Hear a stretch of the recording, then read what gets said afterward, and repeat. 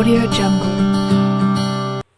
Assalamualaikum warahmatullahi wabarakatuh. Alhamdulillahirrabbilalamin. Assalatu wassalamu ala asrofil anbiya'i wal mursalin Sayyidina Muhammadin wa ala alihi wa bihi wa mawala amma ba'du. Pertama-tama marilah kita panjatkan puji dan syukur kehadirat Allah Subhanahu wa taala, karena atas berkat limpahan rahmat dan karunia-Nya lah kita dapat berkumpul di tempat yang insyaallah diberkahi oleh Allah Subhanahu wa taala. Terima kasih juga saya sampaikan kepada Bapak Adi Mursalin SMM selaku dosen mata kuliah Islamic Marketing dan Manajemen yang telah menyampaikan materi tentang ekuitas merek dalam Islam. Perkenalkan, nama saya Indianisa Putri, NIM 120160075 dari kelas 3C Prodi Akuntansi Syariah. Merek adalah suatu nama, simbol, tanda, atau gabungan di antaranya untuk dipakai sebagai identitas suatu perorangan, organisasi, atau perusahaan pada barang dan jasa yang dimiliki, sehingga dapat membedakannya dengan produk lain. Adapun merek, contoh dari merek yang pertama, kopi kapal api, Silver Queen, kacang dua kelinci, tolak angin, Extra Joss, Kopiko, Aqua, Mariza Food, Indomie, dan Lafonte. Fungsi dari merek bagi perusahaan. Yang pertama, sebagai alat promosi perusahaan. Merek merupakan alat promosi bagi perusahaan atau jasa untuk menjalankan produk dengan merek yang telah didaftarkan. Yang kedua, perlindungan terhadap produk dan jasa. Secara konsep, merek dapat menjadi perlindungan atau atas sebuah produk atau jasa setelah merek tersebut terdaftar dan diberikan sertifikat merek oleh Menteri Hukum dan HAM. Yang ketiga, sebagai hak eksklusif merek. Berdasarkan pasal 1 angka 5 UU MIJ, hak atas merek adalah hak eksklusif yang diberikan oleh negara kepada pemilik merek yang terdaftar untuk jangka waktu tertentu dengan menggunakan sendiri merek tersebut atau memberikan izin kepada pihak lain untuk menggunakannya. Yang keempat, mencegah aksi pembajakan merek dan penggunaan tanpa hak. Dapat mencegah orang lain untuk mencuri merek dari suatu perusahaan.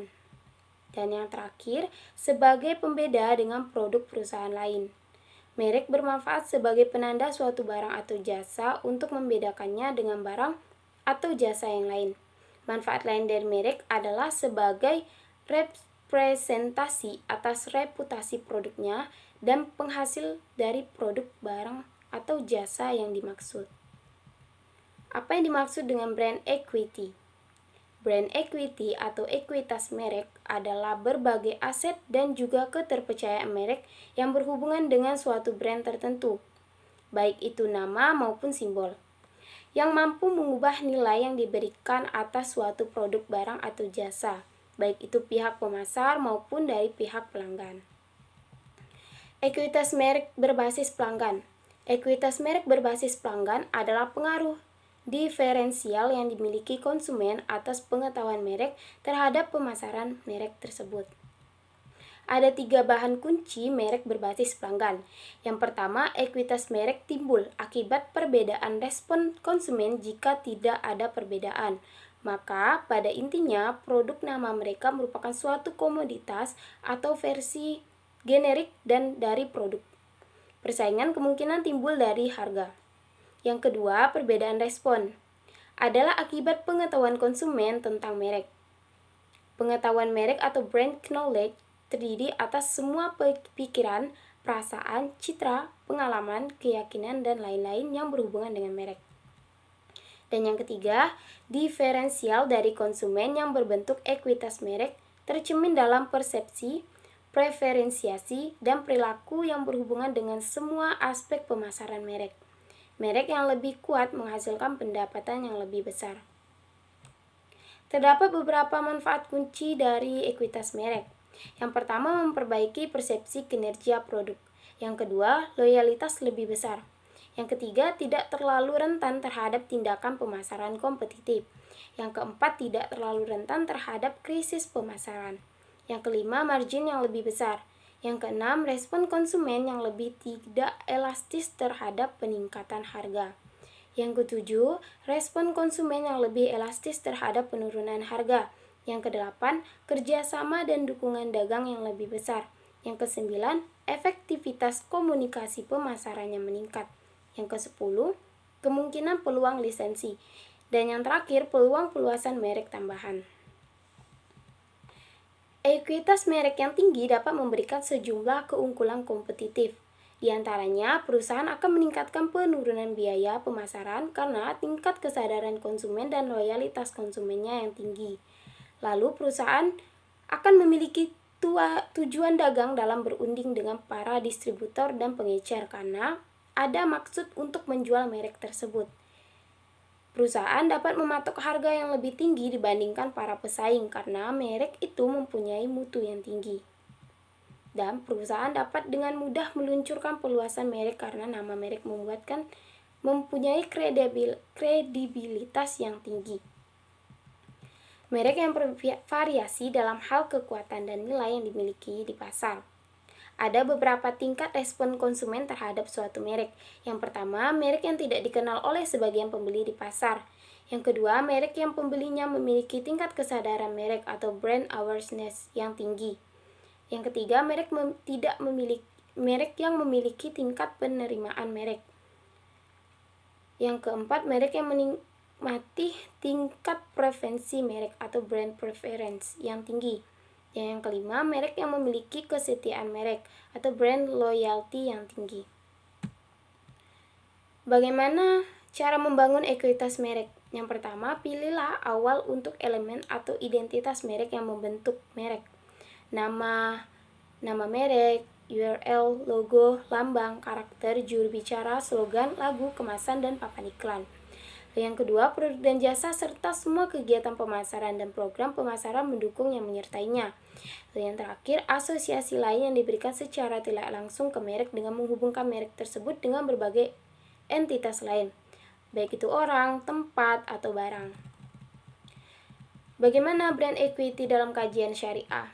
Brand equity atau merek identitas terhadap produk atau jasa perusahaan. Sebenarnya pada zaman Rasulullah SAW ada kajian mengenai brand equity, yaitu yang dicontohkan pada saat beliau sedang berdagang. Beliau selalu memperhatikan penampilan dengan cara tidak membohongi pelanggan, baik itu yang menyangkut kualitas maupun kuantitas. Ada beberapa variabel dari brand equity. Yang pertama, brand awareness, yaitu kesadaran merek. Suatu ukuran beberapa banyak pelanggan potensial mengetahui sebuah merek. Strategi yang lazim dalam pemasaran dan periklanan adalah mempertinggi tingkat kesadaran merek. Yang kedua ada brand loyalty atau kesetiaan merek. Hal ini sangat erat hubungannya dengan kepuasan konsumen dan perilaku keluhan konsumen. Adalah konsep kesetiaan merek. Dapat didefinisikan kesetiaan merek atau brand loyalty sebagai sejauh mana seorang pelanggan menunjukkan sikap positif terhadap suatu merek.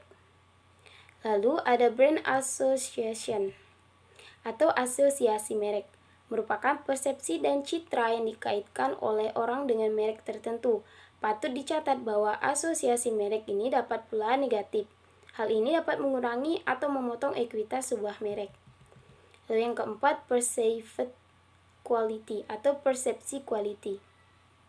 Mutu yang dirasakan merupakan bagian dari pengalaman aktual. Sungguh pun demikian, bagian lainnya dari citra didasarkan pada persepsi yang lahir dari reputasi sebuah perusahaan, kata-kata cangkupan, media, dan sumber informasi tidak langsung lainnya. Core value adalah hal-hal yang dihargai, dijunjung tinggi, dijalankan, dan merupakan jiwa dari sebuah organisasi. Umumnya, core value adalah kata sifat dan dilengkapi dengan penjelasannya. Setiap karyawan harus tahu persis nilai-nilai apa saja yang harus dijaga dan konsekuensinya bila tidak diikuti. Pada dasarnya, pemberian nama atau merek ini sangat penting, seperti yang telah dijelaskan dalam Al-Quran surah Al-Baqarah ayat 31 yang artinya, dan dia mengajarkan kepada Adam nama-nama benda-benda seluruhnya, kemudian mengemukakannya kepada para malaikat, lalu berfirman, Sebutkanlah kepadaku nama benda-benda itu, jika kamu memang benar orang-orang yang benar. Ayat ini menunjukkan bahwa Allah Subhanahu wa Ta'ala telah menyediakan nama-nama yang baik dalam Al-Quran dan nama-nama lainnya sebagai warisan Nabi Adam alaihissalam. Pada ayat ini Allah Subhanahu wa Ta'ala telah menjelaskan bahwa Dia telah benar-benar menyediakan nama-nama yang baik sebagai pilihan utama. Apa yang dimaksud dengan perceived quality? Mutu yang dirasakan merupakan bagian dari citra merek pembeli, didasarkan pada kenyataan dan pengalaman aktual. Adapun dalam literatur pemasaran, kualitas didefinisikan sebagai penilaian pelanggan terhadap superior atau keunggulan menyeluruh dari suatu produk. Sampai tingkat apa produk atau jasa bebas dari kekurangan atau kegagalan, dan sampai tingkat mana produk atau jasa itu bebas dari kekurangan atau kegagalan. Keseluruhan ciri dan sifat dari produk atau jasa yang berpengaruh pada kemampuan memuaskan kebutuhan dinyatakan atau tersirat. Dan yang kelima, keunggulan suatu produk atau pelayanan dilihat dari fungsinya secara relatif dengan produk lain. Bagi pembisnis, yang terpenting adalah perlu mengenali produk, perlu menginformasikan kesesuaian produk yang diinginkan konsumen, dan merincikan karakteristik produk. Kepuasan perilaku konsumen adalah suatu proses di mana konsumen melakukan penilaian terhadap berbagai alternatif pilihan dan memilih salah satu atau lebih alternatif yang diperlukan berdasarkan dengan pertimbangan tertentu. Perbedaan dari karakteristik pembeli yang meliputi 6O sebutkan dan jelaskan. Ada beberapa perbedaan dari karakteristik pembelian, yaitu meliputi 6O. Yang pertama, objek. Apa yang dibeli? Contoh ketika kita sama-sama membeli sabun, yaitu yang pertama sabun merek A dan sabun merek B. Berdasarkan produk yang dibeli dapat digabungkan dalam barang konsumsi dan barang industri. Objektif, mengapa membeli? Okupan atau siapa konsumen. Occasion, kapan membelinya? Operation, bagaimana membelinya? Dan organization, siapa yang terlibat dalam pembelian. Model perilaku konsumen dapat didefinisikan sebagai satu skema dan kerangka kerja yang disederhanakan untuk menggambarkan aktivitas-aktivitas konsumen. Model perilaku konsumen dapat pula diartikan sebagai kerangka kerja atau sesuatu pengambil keputusan pembeli, menurut Mangkunegara tahun 2002. Jelaskan tahap proses kepuasan pembeli konsumen, yaitu pengenalan masalah. Proses pembelian dimulai dengan pengenalan masalah. Pembeli menyadari bahwa adanya perbedaan antara keadaan sebenarnya dengan keadaan yang diinginkan kebutuhan. Dapat dilihat dari pergerakan rangsangan dari dalam diri atau dari luar pembeli. Para pemasar perlu mengenal berbagai hal yang dapat menggerakkan kebutuhan atau minat tertentu konsumen. Pencarian informasi. Seorang konsumen yang mulai tergugah niatnya mungkin akan mencari informasi yang lebih banyak lagi. Lalu penilaian alternatif. Setelah memakai informasi yang cukup lengkap, biasanya konsumen mengevaluasi alternatif yang ada. Dalam mengevaluasi, konsumen dapat menggunakan kalkulasi yang ketat dan berpikir tentang barang yang akan dibeli. Tetapi ada kalanya konsumen mengandalkan intuisi saja dan bersikap impulsif belanja tanpa merencanakan.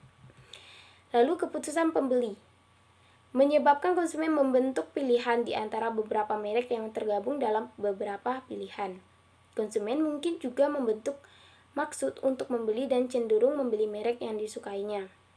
Lalu perilaku setelah pembelian. Setelah membeli, produk konsumen akan mengalami beberapa saat tingkat kepuasan atau ketidakpuasan. Konsumen juga akan terlibat dalam hal tindakan sesuatu pembelian dalam pasar. Tugas para pemasar belum selesai setelah produk dibeli oleh konsumen, namun akan terus berlangsung hingga periode waktu setelah pembelian.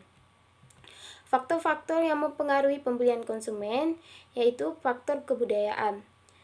Faktor kebudayaan ini adalah faktor penentu keinginan dan perilaku seseorang yang paling mendasar. Yang kedua, faktor sosial yang meliputi keluarga, kelompok referensi, status, peranan sosial, dan gaya hidup.